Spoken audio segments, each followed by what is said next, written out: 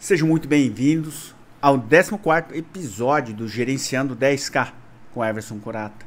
E aqui eu ensino profissionais que gerenciam projetos industriais a obter ganhos acima de 10 mil. E no episódio de hoje vamos falar sobre o que o gestor de projetos industriais ele precisa fazer, você, para sua equipe entregar um ótimo projeto, mesmo quando a meta de investimento é muito baixa, considerando o escopo que você tem na mão. E é importante saber lidar com esse tipo de situação em que se exige performance, mesmo com a entrega de pouco recurso para você, para fazer o trabalho. Mesmo assim, você como gestor de projetos industriais é sempre cobrado para entregar cada vez mais resultado, mais performance, mais qualidade, o que parece incoerente, mas que faz cada vez mais parte da nossa realidade. Então, o fato de você não ter recursos não significa que você pode entregar menos qualidade ou fora das normas de segurança. E um detalhe, cumprir essas normas de segurança é muito importante, porque a nossa segurança dos nossos colegas. Mas no Brasil, essas normas são muito rigorosas, inclusive nesse quesito. Somos muito mais exigentes que na Europa e na Ásia. E é um detalhe realmente que eu quero colocar aqui, né? Por que eu vou colocar o detalhe principalmente da parte de segurança? Porque ela afeta realmente os custos que nós temos aqui no Brasil, tá? Então vamos começar assim da forma como a gente vê. E por que também estou colocando isso? Porque isso dificulta ainda mais, né, o nosso trabalho como gestor. Porque veja, às vezes você precisa fazer muito com pouco recurso e as normas de segurança sendo tão pesadas, tá, acabam dificultando ainda mais. Mesmo se a gente fosse comparar esse trabalho se fosse feito lá na Europa, entendeu? Mesmo trabalho feito na Europa. Então, vamos dizer, para grandes empresas, tá, multinacionais e tudo mais. Então, qual que é a questão? Na Europa, muitas situações, claro que você tem as normas de segurança na Europa e tal, todo mundo pensa que é até mais rígido que aqui, mas não é, tá? Não é. Porque lá, em muitas situações, o que acontece? Eles simplesmente colocam uma placa avisando do risco, explicando que você não pode acessar determinada parte da máquina e tudo mais, e tá tudo bem, tá? Quando eu estive na Europa, em diversos lugares, eu questionava. E as respostas sempre eram as mesmas. Mas tá, o que acontece se a pessoa for lá e não seguir a norma e entrar e acessar e se acidentar? Tá, mas porque não tem nada bloqueando ele. Todos responderam da mesma forma. Bom, se tem algo escrito lá, tá escrito para não acessar. A pessoa é treinada, tá? Nada é feito sem treinamento. Há procedimentos bem criados. Então, ele não tem que fazer. Mas se ele fizer, ele não pode fazer, porque ele tem que trabalhar conforme os procedimentos da empresa e ponto. Tá? E se ele se machucar? Se ele se machucar, ele não cumpriu com os procedimentos e tá tudo bem. Isso é um problema, tá? Eles não disseram que não é um problema. Isso não é um problema. Isso é um problema. Mas não há necessidade da empresa fazer um investimento para isso, considerando que eles dizem, as pessoas que estão aqui dentro da empresa são pessoas capacitadas. Se são capacitadas, elas devem saber que devem seguir as normas e ponto. Na Ásia era da mesma forma. Há uma orientação e eles falavam, você precisa seguir as orientações. E o bom senso. Se você sabe que ali você vai machucar, não tem por que estar. Não existem crianças lá dentro, né? Então, por isso, eles consideram dessa forma. No Brasil, ele tem um aspecto um pouco diferente. Ou seja, existe o aspecto da prevenção. Se o cara agir, de alguma forma você tem que impedir. Por exemplo, como No caso das grandes empresas, a gente tem um solboço, tudo tal. Antigamente, simplesmente fazia uma proteção, tudo tal, e tá tudo bem. Proteção em tudo. E depois começamos a colocar barreiras de segurança na entrada e saída de células. Depois, agora, está começando a vir a onda dos scanners, mesmo com as barreiras. Então, em algumas situações, né? Claro.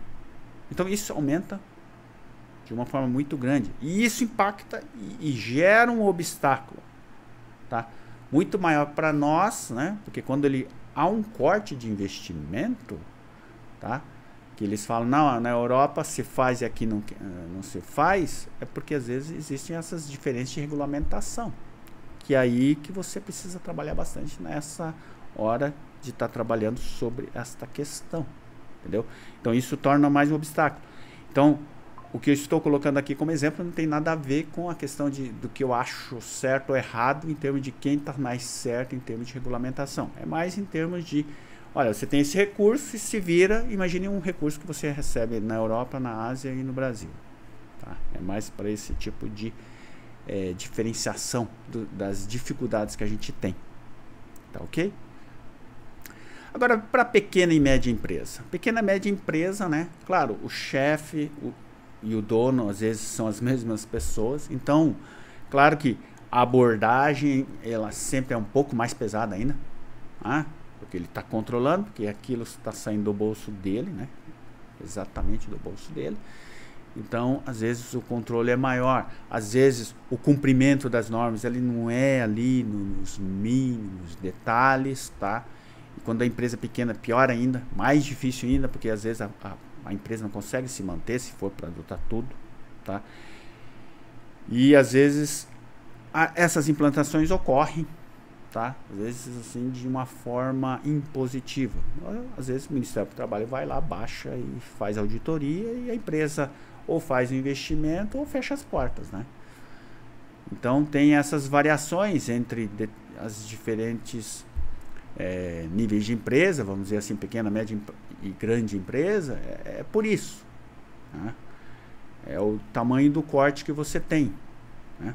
Então, a grande empresa, apesar de parecer, os investimentos são maiores, mas você tem muitos requisitos a serem cumpridos também, né?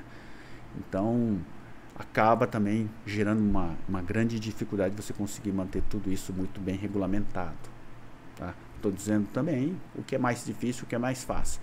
Mas porque depende realmente de cada empresa, né? Da forma como trabalha. Ok?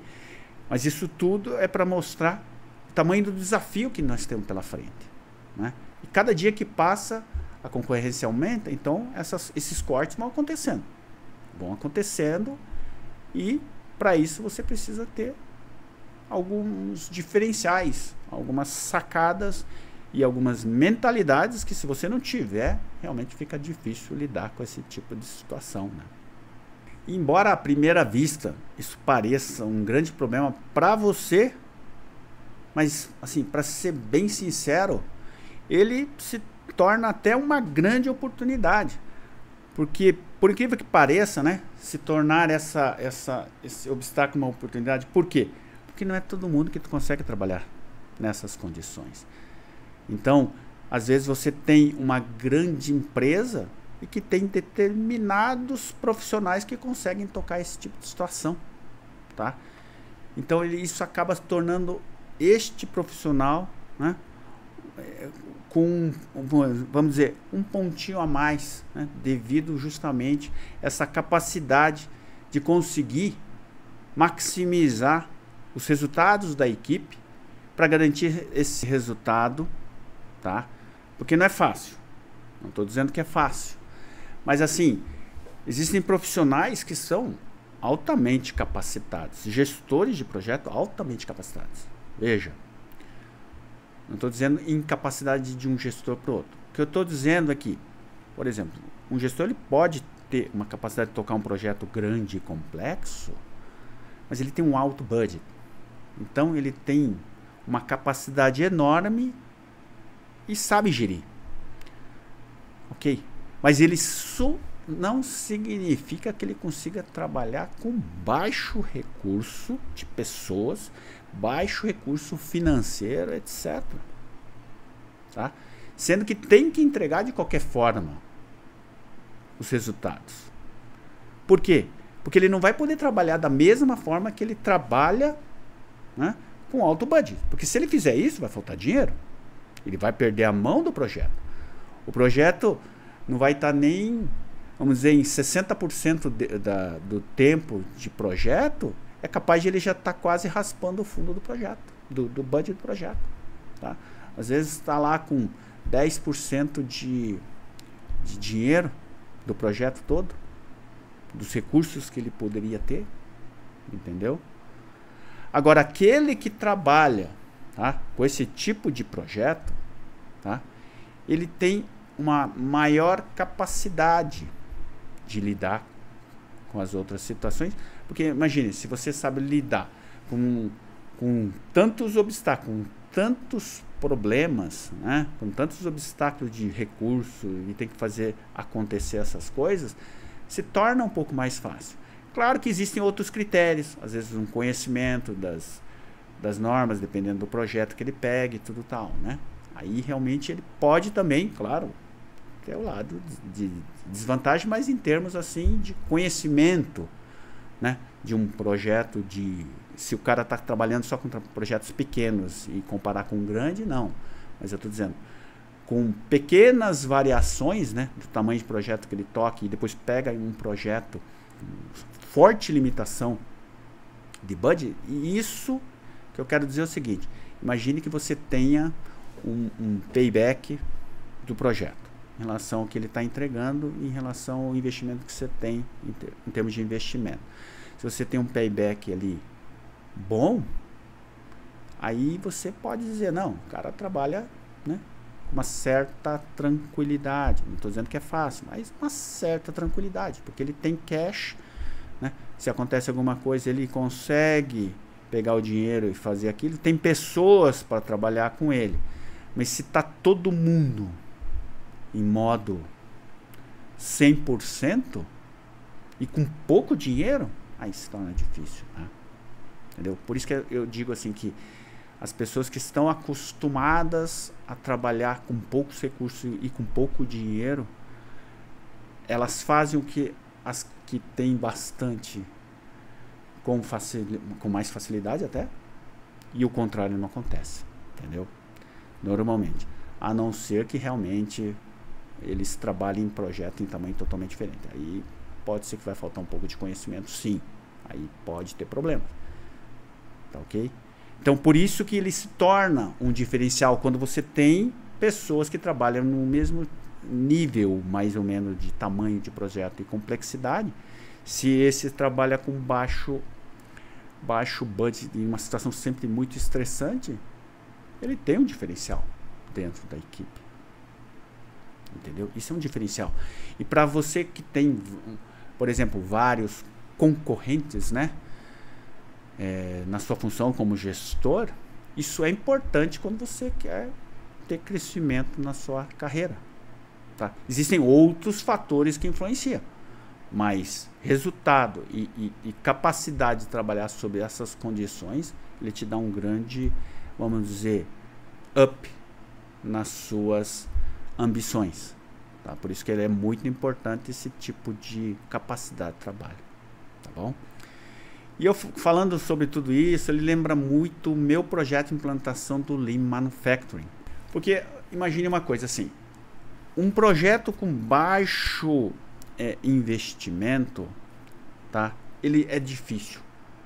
Mas um projeto, quando ele é Lean Manufacturing, ele é mais difícil ainda. Sabe por quê? Porque o objetivo do Lean Manufacturing, o que é? Eliminar desperdício, tá?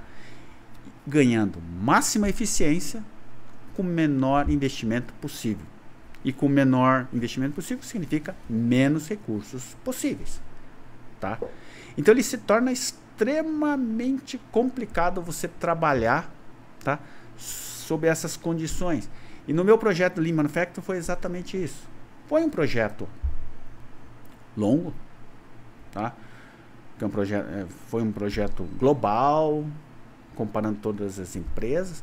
E o que acontecia? Todas as empresas, né, não é todas as empresas. Na verdade, tinham dois países que começaram com 2 anos de antecipação em relação ao nosso. Depois foram mais 3, né? Então, para nós foi bem mais difícil, vamos dizer, porque eles tiveram investimentos que nós não havíamos tido.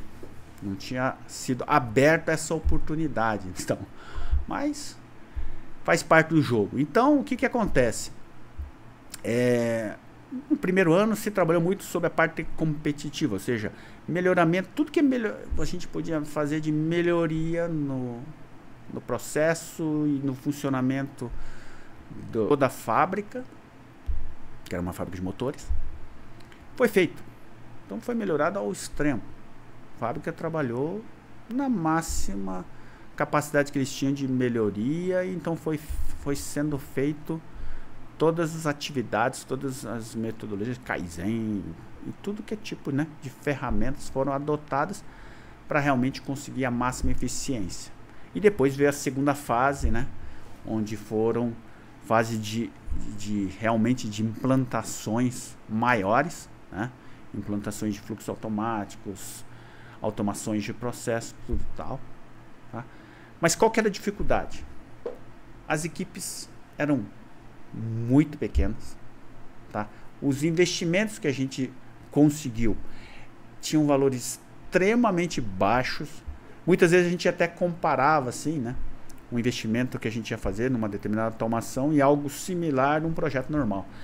E o dinheiro disponível para cada projeto era assim, era tão gritante a diferença que às vezes aquilo lá era motivo de risadas nos corredores, assim, com o dinheiro que nós tínhamos, né? E no final a gente tinha que entregar a mesma coisa, né? Porque se a gente vai automatizar alguma coisa, né, as normas de segurança são as mesmas, as normas de qualidade são as mesmas, tudo é a mesma coisa, como havia falado no início. Então a gente teve que fazer muita coisa diferente. Então, o que é o ponto chave em tudo isso, que foi no projeto? Desde a fase inicial, o nível de detalhamento que a gente teve que fazer lá no início, antes do pedido, foi terrível, vamos dizer assim. A gente entrou com um nível de detalhamento até antes, no escopo. A gente fez muito mais do que se faz normalmente, detalhando o máximo que a gente podia, lutando ao máximo para conseguir chegar no payback. No payback trabalhamos muito mesmo, análise, tudo que a gente podia fazer, ensaios manuais, tudo. Depois que foi aprovado o projeto, que foi um grande vitória para todo mundo, a gente trabalhou extremamente forte no planejamento, detalhando cada ponto, cada item, cada risco que a gente fez lá no escopo. A gente começou a detalhar cada vez mais, entendeu? E fomos indo.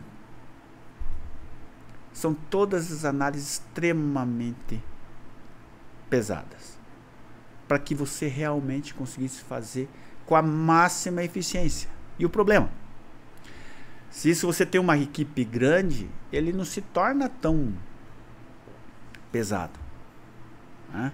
Claro que é cansativo, mas quando a equipe é muito pequena, aí se torna realmente um desafio. Mas todo mundo sabia que estava dentro da equipe, né, que a gente não tinha muita margem para erro. Claro que, como o trabalho foi muito bem executado, né, desde lá de trás, né, todo mundo trabalhando, né, com aquele mesmo foco, sabendo de todos os desafios, sabendo de todas as dificuldades, todos os impactos dos erros que se a gente cometesse, o que aconteceria com o projeto, né?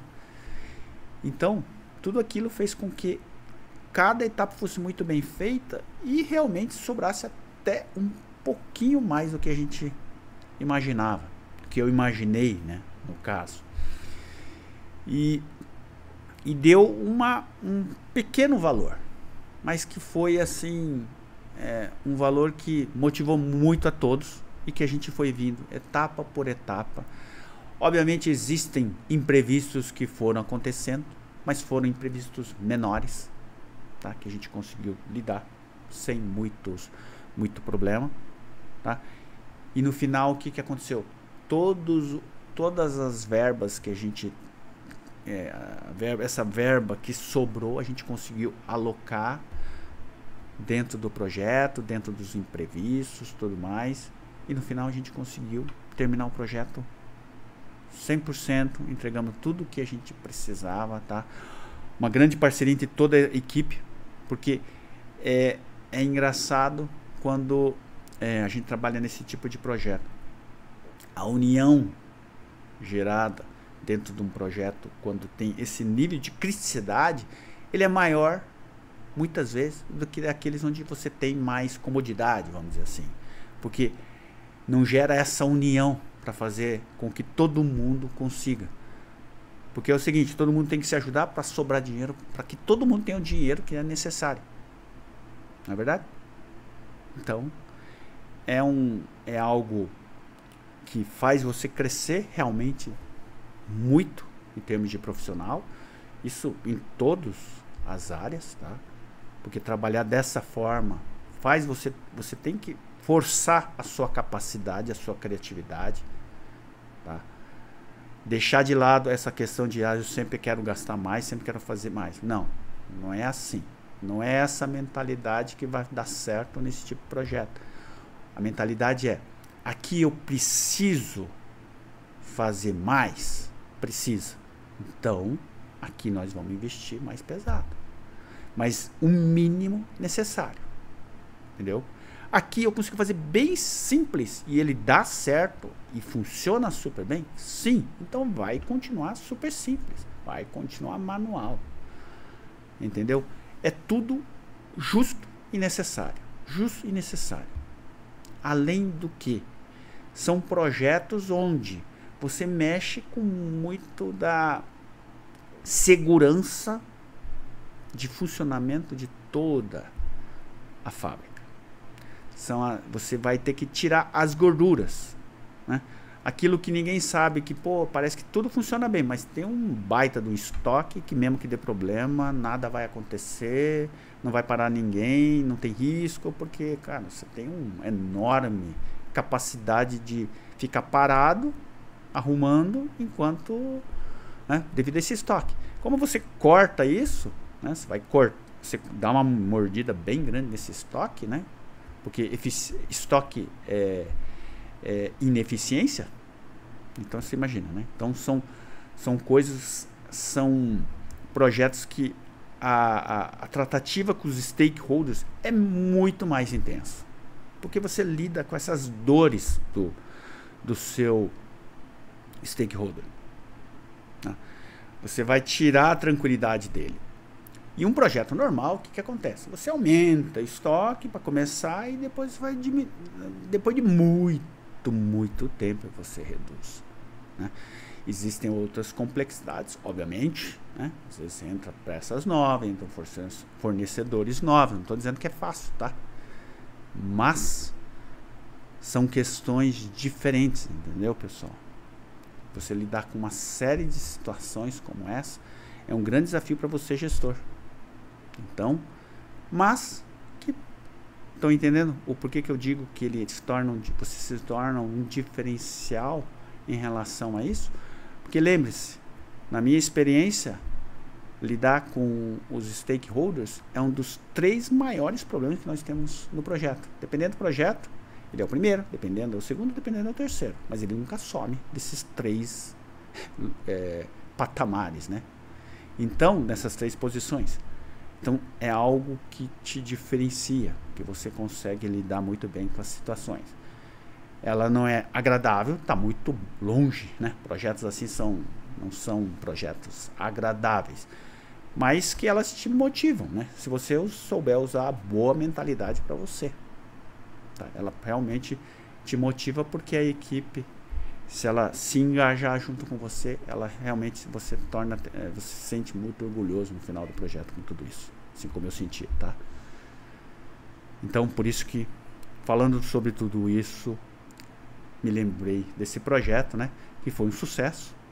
Então, foi um projeto aí que a gente saiu lá da última posição do ranking e acabamos chegando lá em primeiro no ranking entre todas as fábricas no mundo. Então, é algo de muito orgulho para mim, para toda a equipe, para os stakeholders que ajudaram, porque é uma coisa assim, né? É um projeto assim, é um projeto que é de todos, né? Então, que foi a ajuda de todo mundo que fez o resultado final, né? Não foi de uma pessoa ou outra, foi da equipe inteira.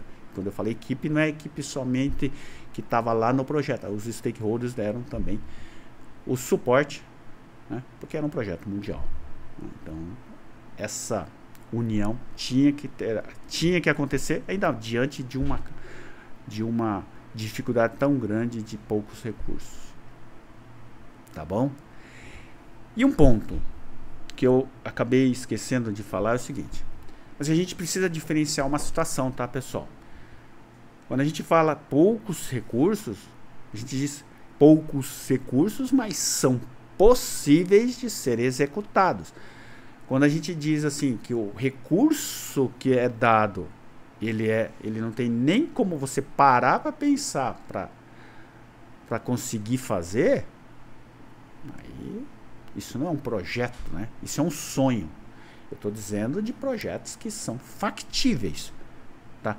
Que existe uma dificuldade imensa de conseguir entregar, que você vai ter que usar toda a sua criatividade, toda a sua capacidade, toda a sua rede, tá? De conhecimento, pessoas, o que for.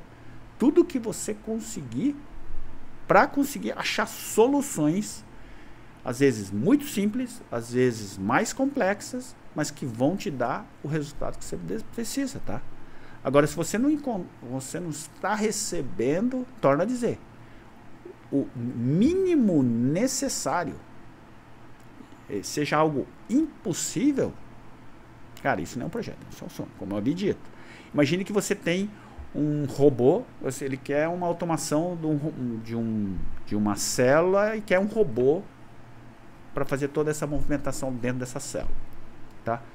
E o cara te dá o dinheiro e fala assim: você não tem a possibilidade de pegar um robô usado, não existe robô na sua empresa, é uma empresa pequena, por exemplo, e você não tem, e você quer um robô novo, não é um robô que você vai pegar num lugar usado, nada, ele quer um robô novo, o dono da empresa, o chefe, mas você vai lá e fala: eu vou te dar, vamos supor que o robô custe aí 30, 40 mil dólares, e o cara te dá 20, e quer uma célula com uma série de coisas e que você não tem nada na mão, porque tua fábrica só tem postos manuais. Cara, não dá para nem começar. Você tem metade do dinheiro do robô, é impossível isso acontecer, tá? Então, são coisas factíveis, que fique bem claro, né? Porque às vezes você pode pensar: pô, então qualquer situação eu consigo? Não, claro que não, né? Ele tem que ser situações factíveis de se conseguir trabalhar em qualquer projeto, né? Pode ser uma situação onde você tenha dinheiro, que o cara queira um determinado equipamento automatizado, totalmente automatizado, carga e descarga, e você receba uma verba e fale: não, eu não consigo fazer isso, preciso fazer um equipamento que vai te entregar isso, só que você vai ter que pôr uma pessoa lá, tá? Então você vai ter esse custo dessa pessoa, tá? Os encargos, mas eu consigo te entregar. É isso que dá para fazer, né? Então, mas com a qualidade esperada, dentro do prazo, tudo tal. Aí tudo bem. Se ele aceitar, é isso que você consegue entregar. Agora, tá entendendo? Tem que saber diferenciar as coisas. São coisas normais. Às vezes você vai entregar, em vez de uma automática, uma manual, mas vai fazer o que você precisa ser feito. Só que vai ter esses adicionais. Então, são coisas que você... vamos dizer, situações que precisam ser bem trabalhadas para realmente conseguir trabalhar em determinadas situações. Já teve projeto que eu recusei, tá? Mas eu não simplesmente recusei por recusar, tá? Isso aí é péssimo para sua evolução profissional. Foi me dado um determinado projeto e ele era um projeto pequeno, lá bem no início da minha carreira. E eu falei, não, é impossível acontecer. Por quê? Eu mostrei todo o estudo que eu fiz, tal, disse aqui, eu falei assim, ó, é impossível, tá vendo? Não dá para fazer isso. Se eu só comprar, não consigo nem comprar as peças, né? Eu peguei as macro peças e falei, só com essas já dá o valor do investimento. Falei, impossível fazer isso, tá? Ainda mostrei, ó, aqui eu consegui, posso tirar de uma máquina parada, tal, mas, pô, tirou isso, esqueça, não dá. Falei assim, é impossível. Aí nesse caso, cara, entendi, tá. Então não dá para fazer assim. Se a gente fizesse assado, super simples, uma parte pequena que resolve o ponto principal, não resolve todo o problema, mas o ponto principal, isso dá para fazer. E vamos dizer, a chefia entendeu, falou, ok, então vamos pensar uma forma de conseguir mais investimento e talvez deixamos isso mais para frente, ok? Então não saí com nenhum problema, tanto é que tive a minha evolução. Normalmente o pessoal vinha conversar comigo até para trocar uma ideia, entendeu? Então não basta falar que não dá, né? Primeiro ponto. Então procurem só tomar esse tipo de cuidado, né, na hora de tratar esse tipo de situação. Mas você pode dizer que com recursos limitados pode haver pouca margem para lidar com imprevistos ou mudanças no escopo do projeto, o que pode tornar difícil a adaptação a novas circunstâncias. Pois é. Por isso que existe essa situação. Por exemplo, se você tem, vamos dizer, uma situação com pouco dinheiro, por isso que aquela fase inicial de estudo, de detalhamento de todo o projeto, todas as conversas com os stakeholders. Por que que isso é tão importante? É justamente para tratar desse tipo de assunto, né? E é verdade, num determinado ponto é o seguinte, veja, se você não faz isso tende a acontecer com muita facilidade, tá? E fica impraticável, você perde totalmente o controle e você às vezes vai ser, virar a vítima, no caso, sobre esse assunto, se não tomar esse tipo de cuidado que eu venho falando, desde o início, né? Todo esse cuidado que você tem que ter num projeto nesse tipo de nível de investimento, nível de recursos, entendeu? Às vezes e você pode pensar, projeto pequeno. Não, pô, é funcionamento da fábrica, era automações em todas as linhas. Tinha automação nas linhas de usinagem, automações que entravam dentro dos fluxos logísticos, toda a parte de fluxo logístico entre as áreas era feita de forma automática por AGV.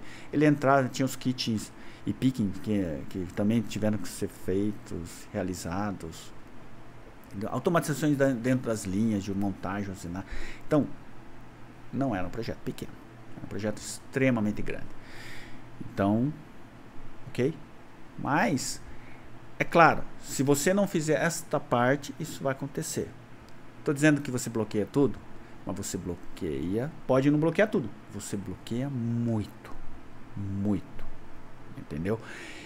E um ponto importante é o seguinte, quando você tem este tipo de transparência com seus stakeholders, e eles sabem muito bem a dificuldade, os obstáculos que você tem, tá? Então eles vão entender que, pô, não tem como fazer mais nada, é diferente. Por isso a comunicação, ela é mandatória. Para qualquer caso é mandatória, mas se tem uma situação em que se você não fizer isso muito bem feito, muito bem construída, ela se torna totalmente inviável, totalmente impraticável. E é nessas situações sim. Então, isso pode acontecer? Pode, se você não realizar as coisas que eu falei, né, anteriormente. Mas se você fizer, você pode ter certeza que você vai sim conseguir fazer isso e ter os resultados que você precisa, tá? Sem grandes, assim, não digo grandes dificuldades você vai ter, mas você vai ter assim normalmente os stakeholders vão estar junto com você, tá? Porque você vai estar tão perto deles e eles vão estar conhecendo tão bem o seu projeto, tá? Pela sua proximidade, que eles mesmos vão falar, pô, eu deveria ter, mas pô, conversamos tanto, detalhamos tanto e eu acabei não deixando passar. Falar assim, pô, vamos deixar para a próxima oportunidade. Ou, às vezes pode acontecer, se eles tiverem budget para isso, né? Eles fornecerem isso e você vir com apoio técnico junto com o pessoal, né? Isso sim acontece. Isso já aconteceu em várias situações, não só nesse projeto Lean Manufacturing, mas já aconteceu em outros projetos que eram adendos, não faziam parte do escopo, nada, mas eles falaram, ó, nós fornecemos isso, você consegue entrar e nos dar um suporte. Tinha relação com o que a gente está falando, mas era uma melhoria que apareceu do nada, lá na frente no projeto. Eu falei, não, vamos... O projeto estava indo bem, então a gente falou, não, podemos pegar isso aí mesmo, vamos junto, tal, né? Quando tem esse tipo de parceria, é importante também, né? Fazer esse tipo de trabalho para te ajudar nos relacionamentos internos, né? Agora, se tem algo que você deve evitar, é minimizar a importância da comunicação transparente com a sua equipe sobre as restrições orçamentárias. Porque, veja, é aquilo. Muitas vezes você pega e imagina assim que você comunica a situação durante lá na fase do escopo, nas discussões de aprovação de projeto e tal com o pessoal, e não vem, né, você não comenta a todo momento sobre essa restrição, ou não demonstra quanto que você, as dificuldades que tem, os planos, tudo mais, né? E o negócio fica aberto e o pessoal vai voltando à sua mentalidade normal. Quando você deixa de estar comentando sobre isso, sendo transparente com o pessoal, sempre mostrando a importância da efetividade, da eficiência, por próprio crescimento delas, né? Porque, veja bem, muitas vezes quando você tem um erro no projeto, é o próprio gestor que vai lá, dá a cara para demonstrar que você vai ter que fazer um adicional ou outro, mesmo tendo budget. Dependendo das situações, você tem que, quando vai incluir algo lá na frente, você vai ter que, de qualquer forma, dizer, ó, nós vamos gastar mais tanto, tudo tal, papapá, mas eu tenho um budget, papá, e vai ter que se explicar, né? Então, você vai botar a tua cara para bater, né? E às vezes, essa sensação de não é ela que está vindo, né, sendo pressionado, torna as coisas um pouco mais fáceis, né? Estou dizendo que o cara faz por querer, longe disso, mas ele acha aquilo, pô, cara, todo mundo erra, tá tudo bem, qual que é o problema, né? Para projetos normais, cara, faz parte do trabalho de gestor fazer isso. Por isso, a importância de você fazer de tudo para evitar, né, fazer com que a sua equipe saiba dos impactos que tem, né? Porque queira ou não queira, as pessoas sabem quem são os responsáveis dentro da sua equipe. Isso vai afetar, né? Então você demonstra para elas também assim, cara, quando você começa a cometer muitos erros, começa a ter muitos adendos nas suas atividades, você tem que toda hora pedir uma nova cotação de um fornecedor para fazer um adendo de um erro no projeto do tal, isso está indo para tua continha no final. Isso está indo para, na hora de fazer teu KPI no final do ano, para ver o que você entregou durante o ano, isso está contando, né? Então, isso aí é bom para o projeto, bom para o gestor, mas bom para vocês, né? Você entregando teus KPIs, você tem mais condições, claro, de ter, né, os seus aumentos, as suas promoções. Então é importante ter essa às vezes uma conversa informal com as pessoas, orientando, mostrando, motivando elas para que elas cresçam. Porque é importante para o gestor que as pessoas também evoluam dentro da carreira lá dentro, né? Para que elas possam se tornar, por exemplo, ser promovidas, cada vez mais eficientes, ganhem mais, porque daí tendem a trabalhar com mais vontade, com mais engajamento dentro do seu projeto. Então, se você não pega, né, e não demonstra isso e faz com que elas esqueçam e não tomem uma atitude, você tem uma parte desse problema nas suas mãos, porque você deixou de fazer isso. Tá? As pessoas esquecem. As preocupações, elas esquecem. Eu não estou dizendo que a preocupação de falar que a sua verba, o seu budget, ele é muito pequeno, você tem que fazer isso, pô, o cara tem que estar sofrendo por saber disso. Não. Mas a questão é que ele tem que saber que o sucesso do projeto depende realmente da eficiência dele, que ele seja assim, assertivo naquilo que ele está fazendo. Tá? E sendo assertivo assim como para um gestor, conta muito o fato de você conseguir trabalhar com poucos recursos, pouco dinheiro para conseguir fazer as coisas e entregar um bom resultado. Para o profissional, o especialista técnico, isso também é importante, porque mostra que ele é um cara que sabe o que está fazendo, que ele é assertivo nos trabalhos que ele faz. Tá? E ele tem que sentir isso. Tem que ter essa alma de ser um expert, de ser o bom naquilo que faz e ele ser bem assertivo e não ter que ficar corrigindo todo o projeto. Todo o projeto. Porque correção de projeto, dependendo da fase onde acontece isso, ele vai gerar atraso. Tá? Se acontecer lá na fase que está construindo, do tryout, ele vai afetar uma etapa do teu projeto. Pode afetar, né? Dependendo da condição. E se for mais para frente, pô, aí começa a gerar outros impactos e tudo mais. Às vezes vai gerar impacto de não dar a performance que você precisa no momento que precisa do projeto. Entendeu?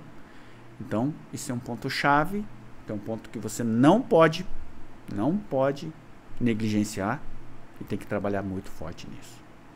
E por isso, o gestor deve realizar uma análise detalhada das necessidades do projeto e priorizar estrategicamente os recursos disponíveis. Então, o que seria isso? Seria o quê? Desde o início, você tem que saber o que é estratégico para você. Lembra do planejamento? Lembra do escopo? É isso. No escopo, você já está vendo tudo isso. Está detalhando. Mas a cada passo que você dá em direção ao início da execução, você está aumentando o detalhamento de cada ponto. Tá? E isso vai mostrar o que é prioritário. O que você precisa fazer. E isso é algo que você não pode deixar de fazer. Tá? Nesses projetos, eles são cruciais. Então é isso que você tem que tornar como o maior foco em tudo que você vai estar fazendo dentro do teu projeto. Tá? São projetos onde realmente você tem que se multiplicar. Multiplicar, como isso é impossível, você tem que saber gerenciar muito bem as suas atividades. Gerenciar muito bem as atividades da sua equipe. Saber priorizar as coisas que são importantes. Todas as coisas precisam ser feitas. Não é que o fato disso, de comentar que, não, você tem que dar prioridade. Mas uma hora ele vai virar prioridade. Qualquer ação vira prioridade em determinado momento. Tá? O que não pode acontecer é você fazer uma prioridade 3 antes de uma prioridade 1. Tá? A não ser que haja uma boa justificativa dentro da tua análise, né, que você está fazendo. Aí, claro, você fez a tua análise e você tem uma justificativa do porquê você preferiu fazer isso, tá ótimo, tá ótimo. Mas assim, são coisas que você tem que estar analisando para realmente ser assertivo, tá? Porque dessa forma você pode ter certeza que você vai conseguir manter o controle sobre o teu projeto, manter o controle sobre os seus custos e entregar tudo que você precisa no final do teu projeto. É um enorme quebra-cabeças que você precisa fazer. E lembrando, e repetindo, não é todo profissional que consegue trabalhar com esse nível de empenho, de detalhamento, tá? dentro de um projeto para realmente conseguir fazer o melhor, conseguir fazer aquilo que precisa ser feito no momento certo, na hora certa. Esse é o ponto-chave. Parece ser uma coisa assim, não, todo mundo fala isso, é fácil fazer isso. Não, não é fácil. Porque se fosse tão fácil, todo mundo faria. Não é fácil, tá?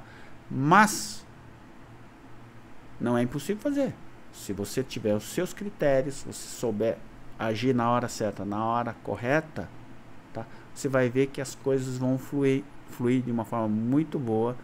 Os problemas vão aparecer de qualquer forma, mas são problemas menores normalmente, porque os problemas maiores você já tratou. Então, por isso que no final você consegue ter excelentes resultados. Desde que você tome alguns cuidados, você pode reverter restrições de recursos para uma oportunidade de crescimento da sua carreira.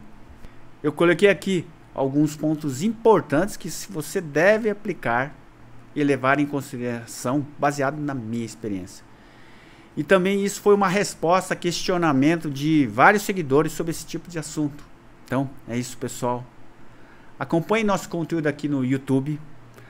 Agradeço a sua atenção e desejo sucesso a todos. Até a próxima semana, pessoal.